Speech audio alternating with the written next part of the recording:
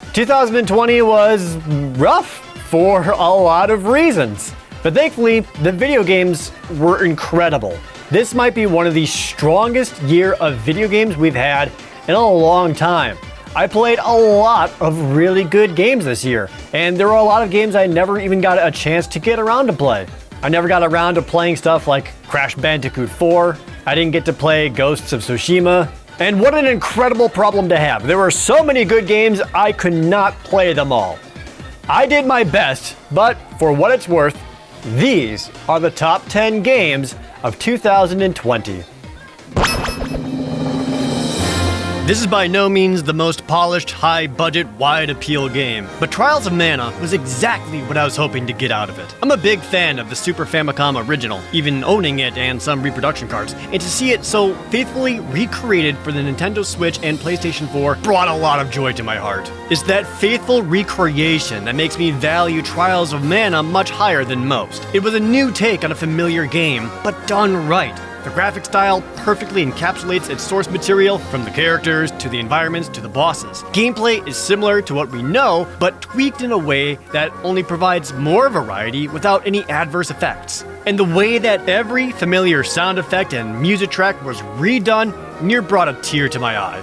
The Secret of Mana remake was such a lukewarm letdown that I had my reservations for Trials of Mana. Instead, it exceeded my expectations, and is a fine example of a remake done right. Speaking of remakes done right, Streets of Rage 4 knocks it out of the park. Bringing back a franchise that people haven't thought about in almost 2 decades is no easy feat. Even harder is making it as good as this is. The beat-em-up genre is rare in today's world, especially ones that stand out enough that warrant any kind of merit. Streets of Rage 4 does. Taking the formula and adding in just enough new stuff to keep it engaging, Rage 4 provides a natural ramp in difficulty and mechanics through its surprisingly numerous stages. Being able to perform the exact button inputs for special moves as it played on the Sega Genesis, but now having a juggle system for high combo counts rewards aggressive play. Combine that with environmental hazards and grappling makes this go far beyond a simple button masher. I also love how those special moves where you hit everything around you become more viable by being able to restore the life you spent using it by attacking more enemies. I love the fluid sprite animation, the sound effects are on point, and both the stages and music having that 80s synthwave aesthetic is a perfect fit for it. Anyone even remotely nostalgic for that arcade beat-em-up action of our childhoods should not overlook Streets of Rage 4. It's hard to get a horror game to stand out. I've tried a fair few of them this year, including some real stinkers, so it's all the more reason that Phasmophobia is something special. Made by just one guy, Phasmophobia is able to accomplish something that most big-budget games strive for: immersion. It does such an excellent job of using sound to make the spookums get right in your ear, while also letting you hear precisely where it's coming from. This is even more evident when playing co-op, as the in-game positional audio muffles the voices of your friends in the other room, or makes their screams of terror echo down the hall. There it is. That's scary. All right. Well, scary. Okay, see you guys. Yep, split up. Let's go. Its brilliant use of making the game always hear your microphone further enforces that immersion, being able to talk to the spooky ghosts.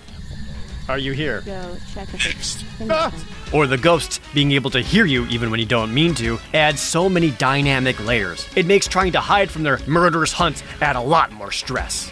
Phasmophobia is the type of game where I am excited to go back and play it with every single update, no matter how minor the new content is. Even streaming this one right before making this video, I was already seeing new ghosts and hearing new terrifying noises. For a different kind of cooperative experience and some genuinely spooky times, Phasmophobia deserves the recognition it's getting.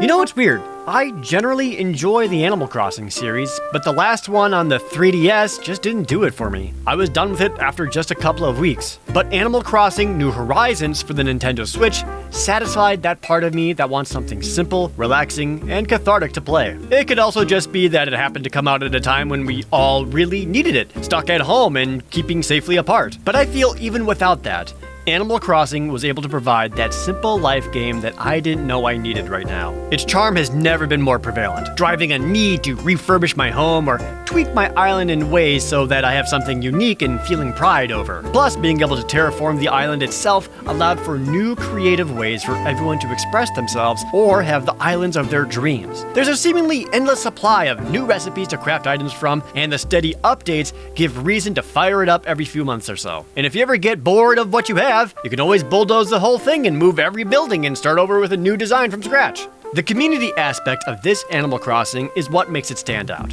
From the Dream Islands to sharing designs, clothing, to even just more people playing and sharing on Twitch, Twitter, and YouTube. If nothing else, this is at the very least a thank you to Animal Crossing for providing some much needed comfort this year. I should not have as much fun with this as I do. Super Mario Bros. 35 takes the original NES game and makes it into a 35-man battle royale, with every enemy defeated sent into another Mario's course. That's pretty much it, and I have yet to get sick of it. I'm a sucker for being able to play games I know and love, but with a new twist. See all the randomizers I've done, from Zelda to the recent Final Fantasy randomizer, so Mario 35 hits that same note for me. I love how the mechanics of the original Super Mario are slightly tweaked to be more accessible and utilized, namely bouncier jumps, allowing for easily multi-stomping Koopas and Goombas. Plus, it's a game where knowledge of the original gives you a huge advantage. It's so important to know where the hidden one-ups are, the power-ups, the coin blocks, and the warp areas. It's like having decades of experience on this has finally paid off. Call Super Mario Bros. 35 nostalgia bait. And it is. I love it. It's a free game to play online whenever I have some downtime, and it's one of my favorite games of 2020, which makes a lot of sense since you'll barely be able to play it after 2021. Style, substance, Keanu Reeves. And some bugs throughout all of it. Cyberpunk 2077 truly has it all. I kept my expectations tepid, because the last thing I needed was such a hyped release to let me down beyond imagination. Thankfully, this wasn't the case, and I found myself enjoying a genre I typically don't. The sheer amount of detail in everything that Cyberpunk provides is what makes it such a standout game of this year. Yes, it's vibrant, both visually from the aesthetics nailing the neon lights of what the 80s thought the future would look like, and from it being a living world filled with people, activity, and organically introduced quests and things to do. The bevy of RPG options are so numerous it's overwhelming at times, but this allows for anyone to play how they want to. Big guns, small guns, hacking, blades only, the list goes on. What impressed me the most was that nothing felt lazy. Even the sudden, spontaneous side quests feel fully realized. None of them are simple objectives for a list of rewards. There's always character behind it, motivation, story reasoning, lore, complications to further the quest, oftentimes a small puzzle just to get to the objective itself. Nothing in the game feels like an afterthought. It's all intentional, realized, deliberate. There's tons to do, tons to see, and tons of different ways to experience everything Night City has to offer. Did I mention that there are bugs? I realize these aren't technically games, but you know what? I don't care. It's so nice to see new console launches without major setbacks. The PlayStation 5 and the Xbox Series X releases were great. Both consoles are excellent in their own respects, and both have reasons to buy them. The PlayStation 5 has solid launch titles like Spider-Man, Miles Morales, the Demon's Souls remake, and even Astro's Playroom on the system is a fun little distraction. The Xbox is killing it in value with how good the Game Pass is, and it's only getting better. I always think back to how bad some console launches were. The Xbox 360 Red Ring Nightmare, the PlayStation 4's lackluster launch lineup. Neither of their new counterparts have such problems. There's things to do, things to play, and reasons to enjoy both of them right on day one. Yes, I know, they're hard to find, there isn't enough, scalpers, etc, etc, etc. That always happens. Always. Every single console, every time. It isn't their fault. Rather, I see a continuing trend of that fanboyism and tribalism that comes with consoles. Us versus them, which one is better, eroding away. Both consoles are great, both deserve praise, and favoring either one can still respect the other. So kudos to both. Congrats to anyone who got their hands on either, and to everyone still waiting for yours, you won't be disappointed. I played this one way later after it came out, as it wasn't on my radar at all. But man, I wish it was! Hades is a typical hack and slash roguelike. Go from floor to floor, kill enemies, power up as much as you can, Die, start again with new unlocks, rinse, repeat. What makes Hades a superb entry into the genre is its polish, presentation, and the effort put into its narrative. It plays so intuitively well. Dashing, attacking, using ranged weapons and special abilities you've unlocked, several bosses to dodge your way through. The controls are an extension of your intent. You never feel like a move happened that you didn't mean it to. The gameplay is so tight, so polished, that it's a natural conduit to put you into a flow state. Eventually, your reactions and twitchy moves are all instinctual. You get into the zone so easily because of how well it plays. The fact that Zagreus' adventure is engaging is a hook into all of this. The art design is incredible, literally everyone is hot, and the voice acting is on point. This all brings purpose to playing it. You want to see what happens, what everyone's relationship with everyone else is, and want the main character to succeed. Supergiant Games continues to be a pivotal developer, showcasing how smaller budget titles can stand above the rest. Hades is their best effort yet. Living up to a few years' hype isn't easy.